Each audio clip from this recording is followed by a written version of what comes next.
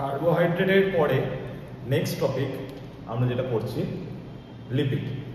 এটা খুব একটা বড় টপিক না কার্বোহাইড্রেটের মতো, কার্বোহাইড্রেট একটুখানি লেন্দি ছিল, বাট লিপিড অনেকটাই ছোট। ছোট বলতে টপিক হিসেবে ছোট, কিন্তু সাইজ ওয়াইজ বা এনার্জি প্রোডাকশনের ক্ষমতা হিসাবে কিন্তু লিপিড অনেকটাই বেশি। লিপিড এটা totally insoluble in water. Lipid বললে আমাদের প্রথম কথাটা যেটা মাথায় আসবে সেটা হচ্ছে লিপিড ইনসলিউবল ইন ওয়াটার, অর্থাৎ লিপিড কখনো জলে গলে না।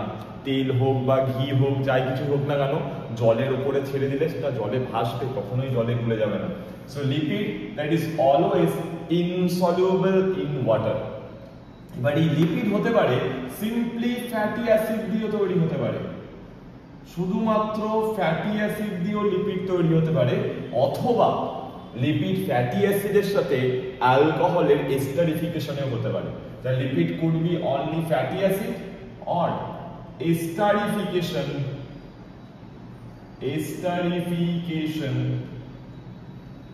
of fatty acid with alcohol, mainly glycerol, but আমরা এখানে লিখলাম esterification of fatty acid with alcohol.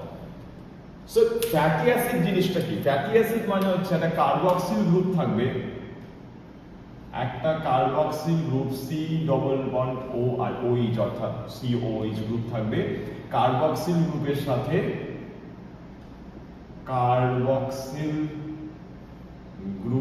সাথে যোগ থাকবে হচ্ছে আর গ্রুপ। আর মানে ভ্যারিয়েবল আমরা জানি, তো আর এর জায়গায় যে কোনো কিছু থাকতে পারে। আর এর জায়গায় সিম্পলি থাকতে পারে মিথেন, থাকতে পারে ইথেন C2H6, অথবা long chain of carbon, long chain of carbon. এবার এই লং চেইনের ভ্যালু কত? লং চেইনের ভ্যালু হবে 1 to 19। 1 থেকে 19টা কার্বনের আর গ্রুপও হতে পারে, অর্থাৎ কার্বক্সিল গ্রুপের সাথে যে আর গ্রুপটা যোগ থাকবে সেটা হতে পারে CH3 শুধুমাত্র মিথেন, হতে পারে C2H6 ইথেন, অথবা হতে পারে লং চেইন অফ কার্বন, যেটা 1 থেকে 19টা কার্বন পরপর যোগ থাকতে পারে। এক্ষেত্রে বলে রাখি, like example of palmitic acid, palmitic অ্যাসিডের যদি এক্সাম্পল দেখি, তাতে আমরা পাবো 16টা কার্বন, 16টা কার্বনের ফ্যাটি অ্যাসিড থাকে পামিটিক অ্যাসিডে। আবার যদি অ্যারাকিডোনিকের অ্যাসিডের এক্সাম্পল দেখি,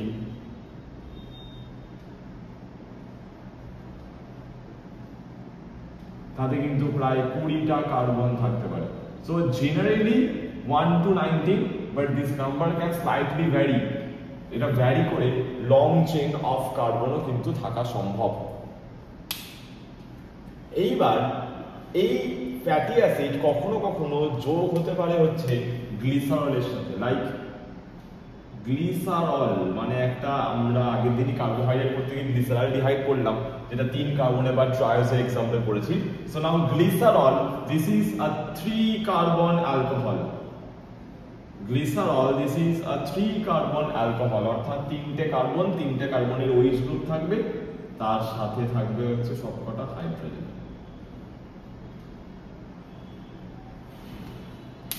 এই হাইড্রোজেনের সাথে যোগ হবে এবার ফ্যাটি অ্যাসিড।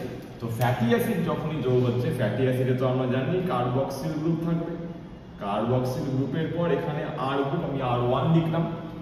আবারও একইভাবে আমরা বলেছিলাম যে কোনো বায়োমলিকিউলে যখন যোগ হবে, রিয়াকশন যখন হবে, তখন আমরা প্রথম যে জিনিসটা বাদ দেওয়ার চেষ্টা করব সেই জিনিসটা হচ্ছে জল। তাহলে এইখান থেকে আমরা জলটাকে বাদ দিচ্ছি।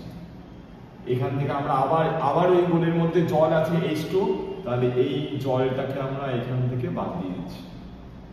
যেই জলটাকে বাদ দিলাম অমনি কার্বনের এই হাতটা আর অক্সিজেনের এই হাতটা খালি হয়ে গেল। দুটো খালি হাত তো খালি থাকবে না, দুটো খালি হাত কি হবে? পরস্পর জুড়ে যাবে। যেই দুটো খালি হাত জুড়ে গেল, বন্ডটা হয়ে গেল COC double bond O, COC double bond O।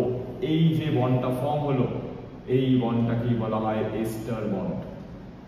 তাহলে এস্টার বন্ড ফর্ম হলো কার কার মধ্যে? Between fatty acid and glycerol. এবার এখানে গ্লিসারলের সাথে একটা ফ্যাটি অ্যাসিড এস্টার বন্ড দিয়ে যোগ হয়েছে, তাহলে তাই জন্য একে আমি বলছি মোনোগ্লিসারাইড। মোনোগ্লিসারাইড, গ্লিসারলের সাথে একটা ফ্যাটি অ্যাসিড যোগ হয়েছে তাই একে বলছি মোনোগ্লিসারাইড। যদি এই জায়গায় আরেকটা ফ্যাটি অ্যাসিড যদি যোগ হতো তাহলে মোনোর জায়গায় নাম হতো ডাইগ্লিসারাইড। যদি এই জায়গায় আরো একটা ফ্যাটি অ্যাসিড যোগ হতো তাহলে নাম হতো হচ্ছে ট্রাইগ্লিসারাইড। আর কোনো কার্বন ফাঁকা নেই, অর্থাৎ আর কোনো অ্যালকোহল গ্রুপ ফাঁকা নেই যার সাথে ফ্যাটি অ্যাসিড যোগ হতে পারবে। সো কার্বোহাইড্রেটের ক্ষেত্রে আমরা পলিস্যাকারাইড অবধি দেখেছি, কিন্তু এক্ষেত্রে the highest conformation is the triglyceride. ট্রাইগ্লিসারাইডের পর আর কিছু যোগ হতে পারছে না, সবচেয়ে বেশি তাহলে যেটা যোগ হতে পারে দিস ইজ দ্য ট্রাইগ্লিসারাইড। এইবার তাহলে মোনোগ্লিসারাইড, ডাইগ্লিসারাইড, ট্রাইগ্লিসারাইড, তিনটে গ্লিসারাইডে যাবে পরপর যোগ হচ্ছে। তো ট্রাইগ্লিসারাইড লিপিডের সবচেয়ে হাইয়েস্ট কনফার্মেশন। এবার একটা ছবি এঁকে আমরা দেখি ফ্যাটি অ্যাসিডের।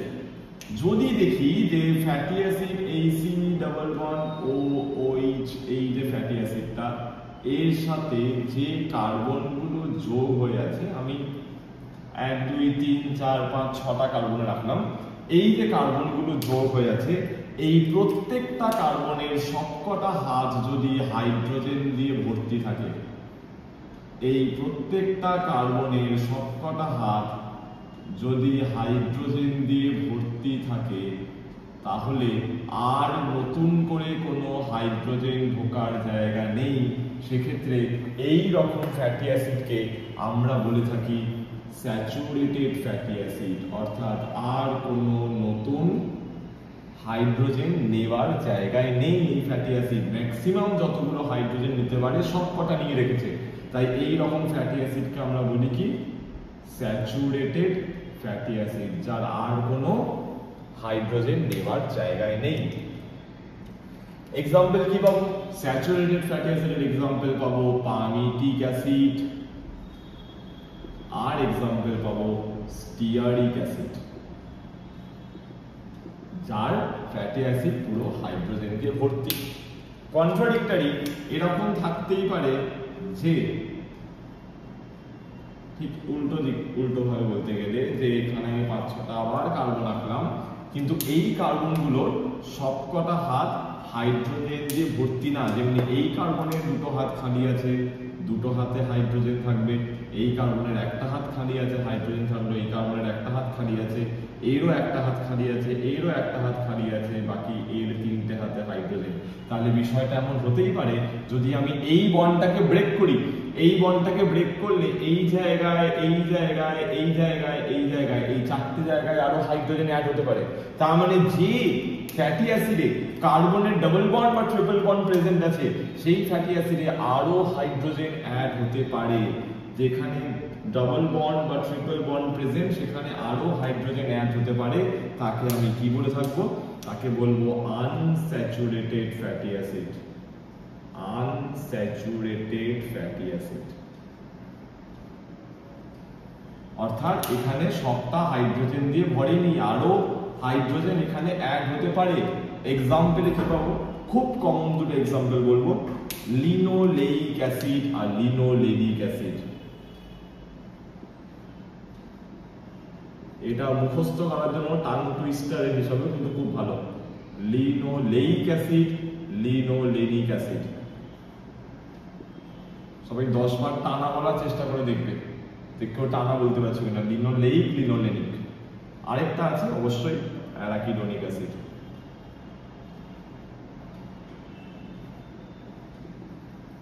লিনোলেইক অ্যাসিড আর linolenic acid and the last one is arachidonic acid। এই তিনটেই পড়ে আনস্যাচুরেটেড ফ্যাটি অ্যাসিডের মধ্যে। সো কার্বনের বন্ড, ডাবল বন্ড বা ট্রিপল বন্ডের উপর বেস করে আমরা ফ্যাটি অ্যাসিডকে এইভাবে ক্লাসিফাই করতে পারি। এছাড়া ফ্যাটি অ্যাসিডকে আমি আরো দুভাবে ভাগ করব, সেটা হচ্ছে essential fatty acid and non essential fatty acid. Essential fatty acid আর non essential fatty acid. Essential fatty acid কোনটা?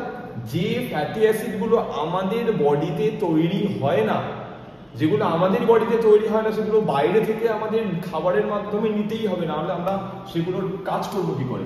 তাহলে the fatty acid that not synthesise in our body, যেগুলো আমাদের বডির মধ্যে তৈরি হয় না, বাইরে থেকে নিতেই হবে। ফর এক্সাম্পল লিনোলেনিক আর লিনোলেইক, লিনোলেনিক আর লিনোলেইক অ্যাসিড, এরা পড়বে হচ্ছে এসেনশিয়াল ফ্যাটি অ্যাসিডের আন্ডারে। আর নন এসেনশিয়াল মানে যেগুলো আমাদের বডিতে তৈরি হয়, সেগুলো বাইরে থেকে না নিলেও আমাদের খুব একটা কোনো অসুবিধা হবে না। তো যে ফ্যাটি অ্যাসিড আমাদের বডিতে তৈরি হয় সেটা হচ্ছে নন এসেনশিয়াল, যার আন্ডারে পাবো পামিটিক অ্যাসিড, পামিটিক অ্যাসিড আর oleic acid, oleic acid, palmitic acid and oleic acid, এই দুটো আমরা পাবো হচ্ছে নন এসেনশিয়াল ফ্যাটি অ্যাসিডের আন্ডারে। তার মানে এসেনশিয়াল ফ্যাটি অ্যাসিড মানে যেই ফ্যাটি অ্যাসিডগুলো আমাদের বডিতে তৈরি হয় না, যেগুলোকে বাইরে থেকে খাবারের মাধ্যমে নিতেই হবে, তাদের আমি বলবো এসেনশিয়াল ফ্যাটি অ্যাসিড।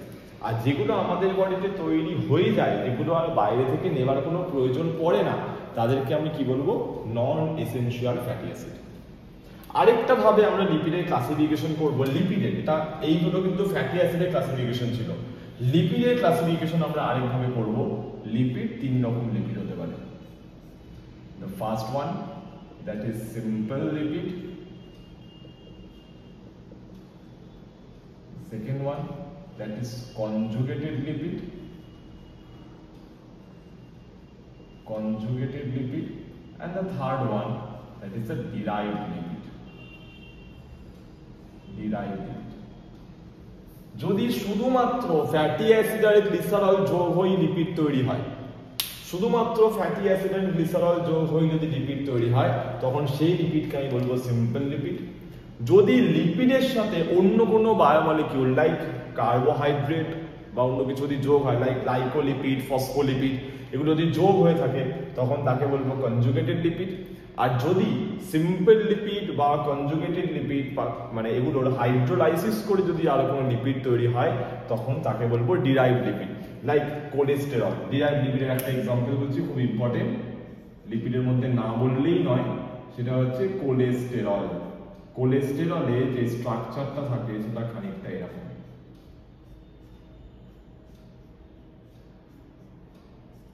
কোলেস্টেরলে চারটে রিং এর এরকম স্ট্রাকচার থাকে, এটাকে বলা হয় সাইক্লোপেন্টানোপারহাইড্রোফিনান্থিন রিং। এই কোলেস্টেরল যে সাইক্লোপেন্টানোপারহাইড্রোফিনান্থিন রিংটা, এই রিংটা থেকে সমস্ত স্টেরয়েড হরমোনের বায়োসিনথেসিস শুরু হয়। সমস্ত স্টেরয়েড হরমোনের বায়োসিনথেসিস শুরু হয় কোলেস্টেরল থেকে। কোলেস্টেরলটা ন্যাচারালি পাওয়া যায় না, সিম্পল লিপিড বা কনজুগেটেড লিপিডের হাইড্রোলাইসিসের ফলে কিন্তু এই কোলেস্টেরলটা তৈরি হয়। Finally, by oxidation of 1 gram of lipid, by oxidation of 1 gram of lipid আমরা এনার্জি পাই গ্রস 9.3 কিলো ক্যালোরি, আর নেট বলতে গেলে আমরা বলতে পারি 9 kilo calorie. So by oxidation of 1 gram lipid, 1 gram lipid ভাঙলে আমরা 9.3 কিলো ক্যালোরি এনার্জি পাই, অথবা নেট বললে আমরা 9 কিলো ক্যালোরি এনার্জি পাই। সো লিপিড এইটুকুই, এনসিইআরটিতে খুব ছোট করে দেওয়া আছে, সুতরাং এই ইনফরমেশনটা মোর দ্যান এনাফ আমাদের মাথায় রাখার জন্য। নেক্সট টপিক নিয়ে নেক্সট ভিডিওতে আসছি।